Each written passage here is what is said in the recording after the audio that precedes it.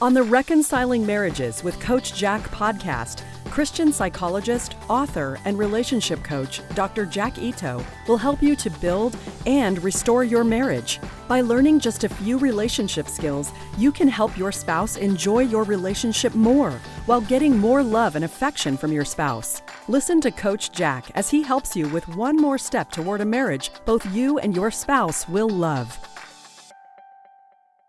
Some spouses are reluctant to be more emotionally intimate and seem to be bothered when you try. Don't despair. There are some helpful things you can do to restore emotional intimacy even with a difficult spouse. Before getting married, most couples enjoy spending a lot of time together, doing things just because they like to be with each other. After getting married, routine practical matters can displace emotional connection to the point where all that is left is a business partner relationship. When people go from interacting when they want to interacting when they need to, the relationship has become emotionally disconnected. Decreased one-on-one time and focus on the practical is tolerable at first, but creates an emotional vacuum the longer it goes on. One of the few things that I learned from my high school that is actually helpful is that nature abhors a vacuum. Our emotional voids will be filled by something or someone, healthy or not. From what I see, social media and affairs are filling a lot of emotional voids in marriages. It does not have to be this way in your marriage. Even if your spouse does not seem to be desiring the emotional intimacy as much as you can still get more. That is not going to happen by criticizing your spouse, a needy behavior that damages connection. It also won't happen by begging your spouse for more attention, a needy behavior that makes your relationship feel like a job to your spouse. You need to have a way to create desire in your spouse to have more emotional intimacy. People don't resent doing what they desire to do. Sharing your needs with your spouse won't create desire, and neither will talking about problems. Those create desire about as much as body odor makes someone more attractive. Today, I will give you the steps to create the desire for more connection in your spouse. Once you increase emotional connection, you must work to maintain it. Once in love, always in love is a dysfunctional belief that naive people have. The strength of our early feelings does not determine the strength of our later feelings. Many called soulmates come to a bitter end. There is no such thing as soulmates.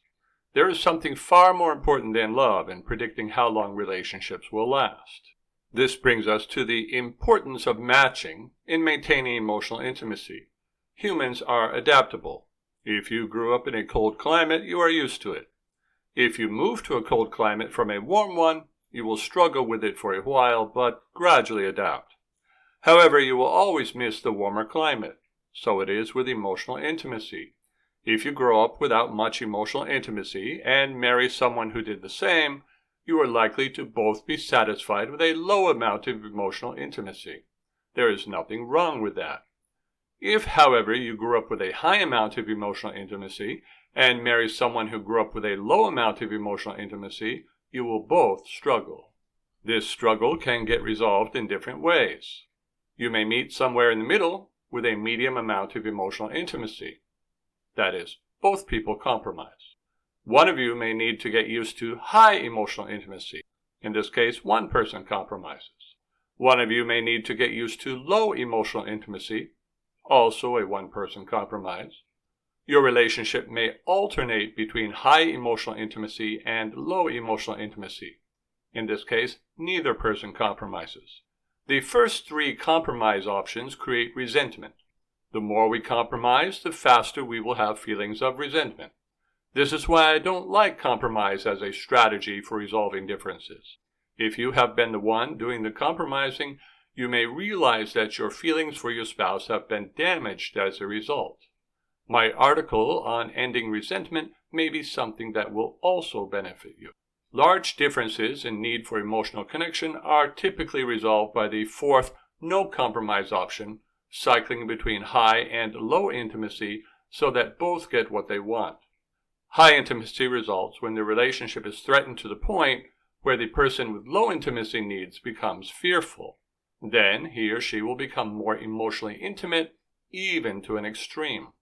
The relationship will return to low intimacy once the threat to the relationship has passed. The spouse with low intimacy needs can once again focus on practical matters. The other spouse can again tolerate a period of low intimacy for a while. Then he or she will either precipitate another crisis or will get his or her emotional needs met in some other way. If you don't meet your spouse's emotional needs, eventually someone else will. Mr. Nice Guy and Susie Homemaker are particularly good at taking care of their spouse practically while neglecting them emotionally. If you married one of these two, you will need to help them to transition if you want to get more emotional intimacy from them. Typically, the only way they know how to get love is by doing things for people and have no idea how to emotionally connect with people. So how do you bridge the emotional closeness gap?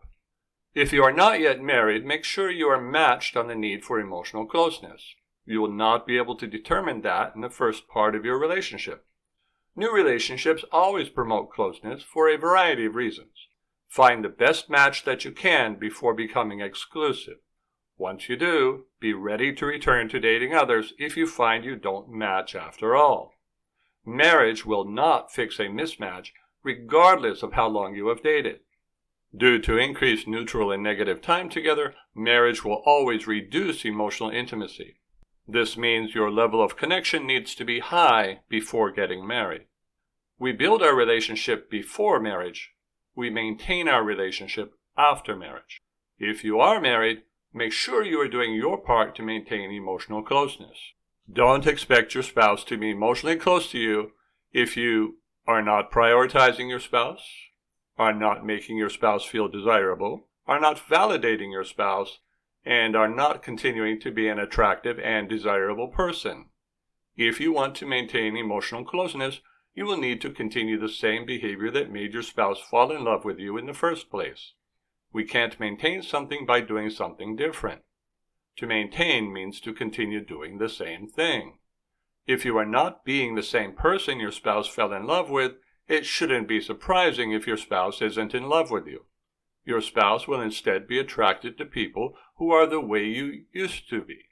I want to caution you that changing too fast can prevent reconnection.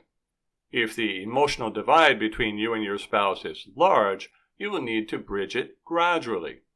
Your first step should be just to focus on being relaxed whenever you are around your spouse. Looking upset halts relationship progress. When your spouse consistently appears more relaxed around you, then you can take another step. Your second step will be to be friendly, treating your spouse like a same-gender friend. This will help you to not have pursuit behaviors that will make your spouse feel pressured.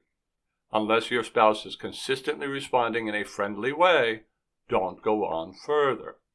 Progress is made by taking the right steps in the right order at the right pace. Lack of progress is always due to problems with one of these steps. Blaming your spouse for lack of progress will only be helpful if you want to feel good about giving up.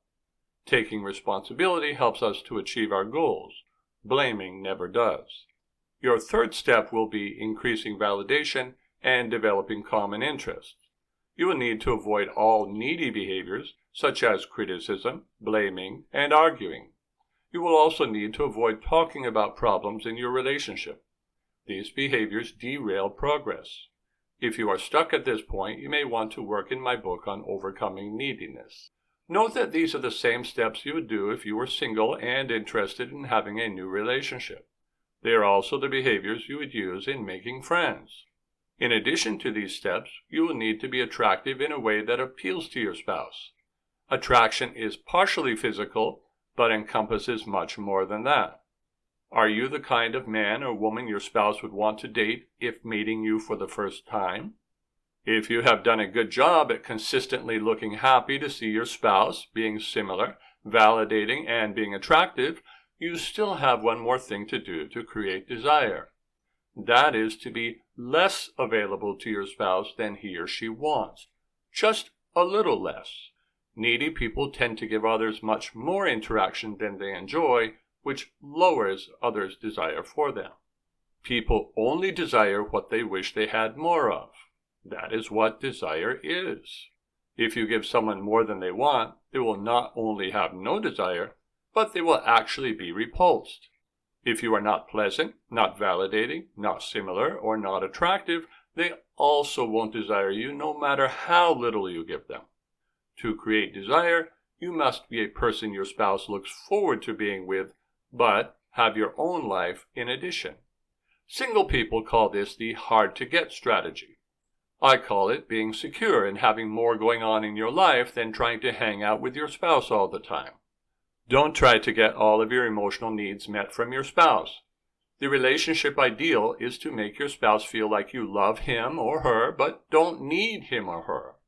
This creates the right dynamic for keeping love, romance, and emotional connection alive. Having real friends you get together with is one of the qualities of being an attractive partner. Do you need help with any of these steps? The steps I laid out for you are the only ones you need to create more emotional intimacy, but that doesn't mean they are easy. I grew up with very few social skills and was a very needy person. It took me a lot of learning before I could do these things. Maybe you are in somewhat the same situation. I would be happy to work with you on any or all of the steps for connection, validation, attraction, and creating that little bit of anxiety in your spouse that promotes a more emotionally connected relationship. I have a 1-month coaching package called Reconnections Relationship Coaching. If you get stuck in the steps or just want to be sure you are doing things the right way, you may want to check it out. Thank you for listening to Reconciling Marriages with Coach Jack. Visit CoachJackIto.com to learn more skills for reconnecting with your spouse and restoring your marriage.